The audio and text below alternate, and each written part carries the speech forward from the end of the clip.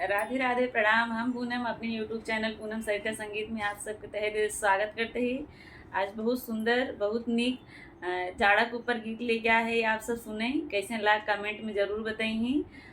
देखा जाड़म सब चढ़ात रहा था अपन जीव सब कैसे चुरावत है। क्यों कहा हमरे बुखार धरे, क्यों कहा हमरे देखात ना आए बनिया अरे में, क्यों कहा हमरे बहुत ठंडी लागता। तो एक छुड़ावे के आइडिया सरिता भाभी अपने गाना के माध्यम से आप सब बताइए ऐसे छुड़ावत है सबके ठंडी। देखो भाई हमरे ये पंखा चलता है बस तो का सब सिखावत है। हाँ तो गाना कैसे लाग कमेंट सब जने जरूर बतावत जाए, करत जाए, बहुत मजा आए। आई गइल जाड़ा के दिनवा हो मचल घर में बवाल। आई गइल जाड़ा के दिनवा हो मचल घर में बवाल। तो का बताई सखी सुना हो मोरे ससुरे के हाल। तो का बताई सखी सुना हो मोरे ससुरे के हाल। आई गइल जाड़ा के दिनवा हो मचल घर में बवाल। आई गइल जाड़ा के दिनवा हो मचल घर में बवाल।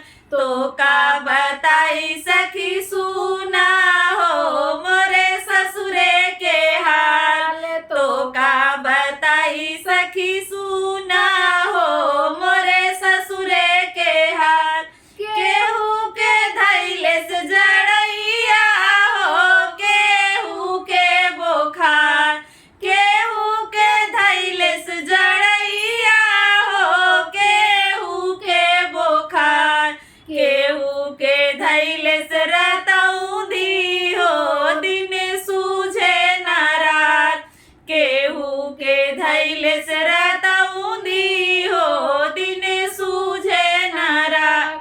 सासू के धैले से जड़ैया हो ननदी के बुखार। सासू के धैले से जड़ैया हो ननदी के बुखार। देवरा के धैले से रतौंधी हो दिन सूझे न रात।